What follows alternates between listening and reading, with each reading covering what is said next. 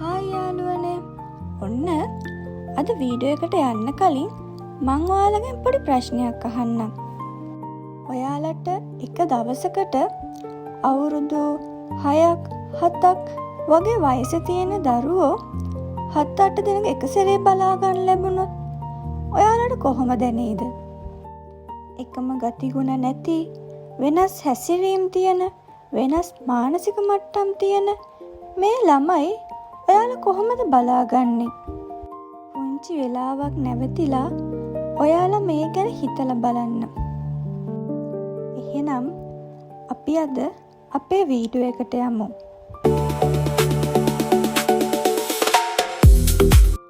අද මම මේ වීඩියෝ එකෙන් කතා කරන්න යන්නේ සමාජයේ බොහෝ විට නිසි ලෙස ඇගයීමක් ලක් නොවන, නමුත් සෑම සාර්ථක පුද්ගලයෙක්ගේම ගමනේ පළමු පියවර තැබූ විශිෂ්ට පිරිසක් ගැන. ඒ තමයි අපේ ප්‍රාථමික ගුරුවරුන්. අකුරු හඳුන්වා දීම පමණක් නෙවෙයි, ළමයෙක්ට විනය, ආදරය, අගය කළ යුතු වටිනාකම් සහ ජීවිතයට අවශ්‍ය මූලික පදනම ගොඩනගන්නේ ඔවුන්. වෛද්‍යවරයෙක්, ඉංජිනේරුවෙක්, විද්‍යාඥයෙක්, ගුරුවරයෙක් හෝ රටක් විදිහට ඉදිරියට ගෙන යන ඕනෑම නායකයෙක් බිහි වෙන්නේ මේ ප්‍රාථමික ගුරුවරුන්ගේ දෑතින් තැබූ පළමු මඟ පෙන්වීම මතයි. ඉතින් අද මේ වීඩියෝ එකෙන් අපි බලමු ප්‍රාථමික ගුරුවරයෙක්ගේ සැබෑ වටිනාකම, ඔවුන් සමාජයට කරන අමිල සේවය සහ ඇයි ඔවුන්ට අපේ ගෞරවය හා කෘතඥතාවය හැම විටම හිමිවිය යුත්තේ කියලා. වීඩියෝ එක අවසාන වෙනකම් බලන්න. එක්තරා කාලයක මමත් ප්‍රාථමික ගුරුවරයෙක් වශයෙන් පුහුණුව ලබන්න ප්‍රාථමික පාසලකට ගියා. ඒ කාලයේදී මම ලැබපු අත්දැකීම් සහ මම දැකපු දේවල් වලින් තමයි මේ වීඩියෝ එක මට කරන්න හිතුනේ. ප්‍රාථමික අංශයක සාමාන්‍යයෙන් 1 ඉඳලා 5 ශ්‍රේණිය වෙනකම් ඉන්න මේ පුංචි දරුවෝ ඇත්තටම ඉන්නේ එකම මානසිකත්වයක නෙවෙයි.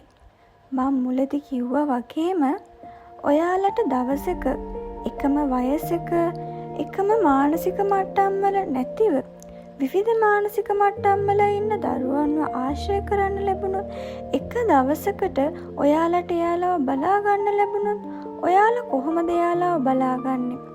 හිතන්නකෝ, අපිට ඉන්න එක ළමයෙක් බලා ගන්නත් අපි කොච්චරනම් මහන්සි වෙනවද?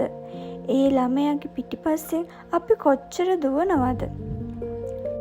අන්න ඒ වගේම ප්‍රාථමික ගුරුවරයෙක් වුණාම ඔවුන් ඒ වගේ දරුවන් අටුම ගානේ 20ක්වත් බලා ගන්නවා.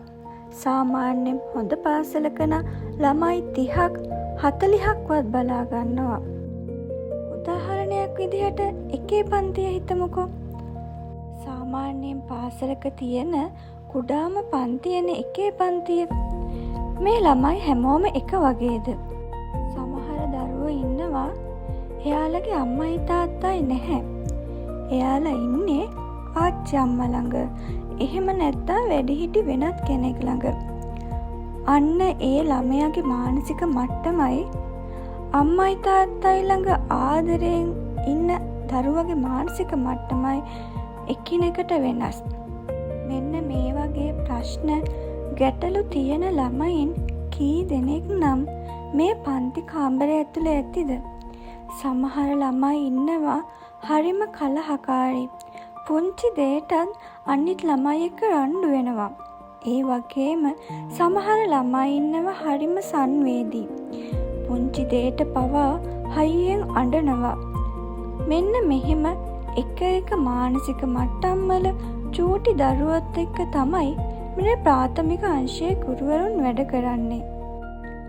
ඔවුන්නේ ළමයින් හැම දෙනාත් සමගම සුහදව වැඩ කරේ නැත්තම් කවදාවත් ඇයට බැහැ ඔවුන්ගේ ඉදිරි අනාගතය ලස්සන කරන්න. මේ හැමදේම සමබරව කළේ නැත්තම් කවදාවත් බැහැ ගුරුවරයෙකුට ඇය හොයන්න උත්සාහ කරන මේ ආදරණීය දරුවව රටට දායාද කරන්න. සමහර විට කෙනෙක්ට කියන්න පුළුවන් අපෝ ගුරුවරුන්ට නම් පඩි හම්බෙනවනේ, දෙකෙන් පස්සේ වැඩක් නෑනේ, අන්න ඔහොම දේවල්. හැබැයි පඩියට එහා ගිය තමන්ගේ අම්මා තාත්තා වගේ ඒ දරුව බලාගන්න ගුරුවරුන් ඇත්තටම අගය කරන්න ඕනේ නැද්ද? හැම ගුරුවරයෙක්ම එකයි තමයි. හැබැයි සාමාන්‍ය ප්‍රාථමික අංශයේ ගුරුවරයෙක් කොච්චරනම් අනිත් ගුරුවරුන්ට වඩා මේ දරුවෝ ගැන හොයලා බලන්න ඕනේද? තමන්ගේ විෂය පන්තියට ගිහින් උගන්වනවා විතරක් නෙවෙයි, ඒ ළමයාගේ පෞද්ගලික ජීවිතය මේ හැමදේම දැනගෙන ඔවුන් සමහර විට අම්මා තාත්තා තරමටම ඔවුන්ට ලන් වෙලා ඔවුන්ගේ අනාගතය හැඩගස්වන්න මේ ප්‍රාථමික ගුරුවරුන් මහත් පිටුවහලක් වෙනවා. මොවුන් දමන මේ අඩිතාලමෙන් තමයි අනාගතයේදී ද්විතීක අංශයේදී හොඳ දරුවෙක්, හොඳ ක්‍රීඩකයෙක්, එහෙම නැත්තම් හොඳ නායකයෙක්, මේ වගේ හොඳ දරුවෙක් සමාජයට බිහි වෙන්න ඉඩ තියෙන්නේ. එතෙම් දවස්වල කුඩා දරුවන් අසනීප වුණාම, ඇඟේම මල මුත්‍රා කරගත්තම මේ දේවල් පවා මේ ප්‍රාථමික ගුරුවරුන් පිරිසිදු කරනවා. ඔව්, ඇත්තටම එහෙම ගුරුවරු ඉන්නවා. තමන්ගේ දරුවෙක් පිරිසිදු කරනවා වගේම ආදරයෙන් පිරිසිදු කරන ගුරුවරුන් ඕනි තරම් ඔය පාසල්වල දැකලා තියෙනවා. ඇත්තටම කිව්වොත් වැටුපට වඩා එහා ගිය සමාජයට හොඳ දරුවෙක් බිහි කරන්න, තමන්ගේ දරුවෙක්ට වගේම තවත් කෙනෙක්ගේ දරුවෙක්ගේ අනාගතය ලස්සන කරන්න ගුරුවරුන්, ප්‍රාථමික ගුරුවරුන් කොච්චරනම් මහන්සි වෙනවද? ඇත්තටම ආස වුණා ප්‍රාථමික ගුරුවරියක් වෙන්න.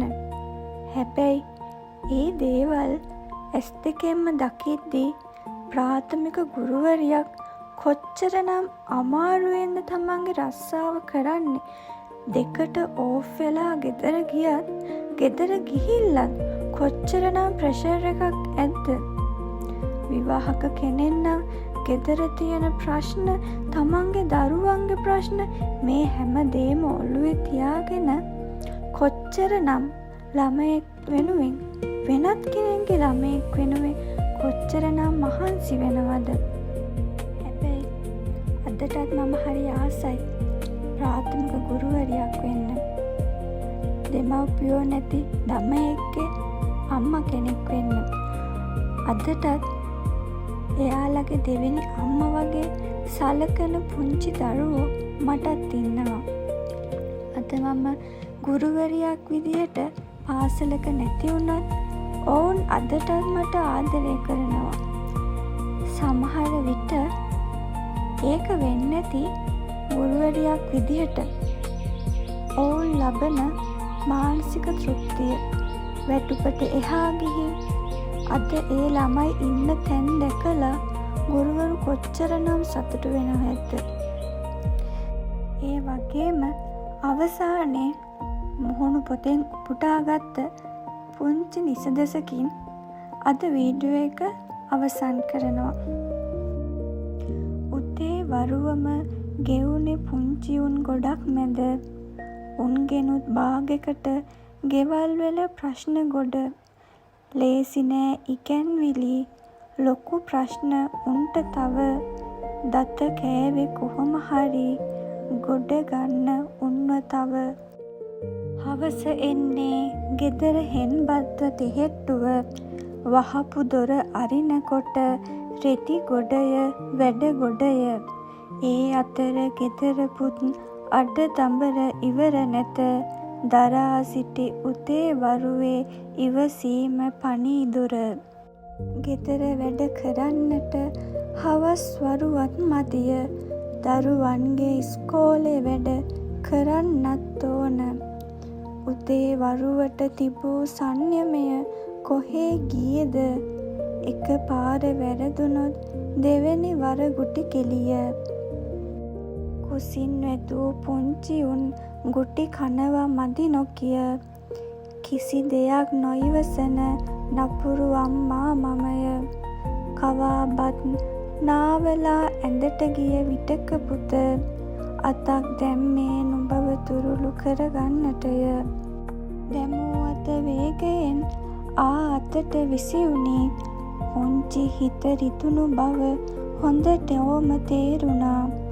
ගන්න බෑ යලි සමා කඳුළු බිඳු බේරුණා. අම්මගේ පීඩනය පුතුන් මත ගිලිහුණා. පසුදාට එළිය වී වැඩමුරය ඇරඹුණා. පමා වී නිදියලා උතෙත් දෙස් තියුණා. ගේට්ටුව වැහෙන්නට පෙර යා යුතු වුණා. උතෙත්තේ ආදරය රතු ඉරට යට වුණා. රෑ වුණා එළි වුණා හැමදාම එක විදිය. දවසටත් නිවාඩු වෙනදටත් වැඩිය වැඩ. කිසි දෙයක් නොදන්නා නින්ද ගිය සිඟිති මුව සිපගත්ත හැමදාම කඳුළු මුව පුරෝගෙන. අනිත් කාටත් වැඩිය දුක් වින්දේ නුඹම බව දන්නවා පුතණුවනි කරන්නද කුමක් මම. තේරේවි එක් දිනක ලොකු තරුණයෙකි විට හැමදාම හැමදේම කෙරුවේම නුඹේ නමට.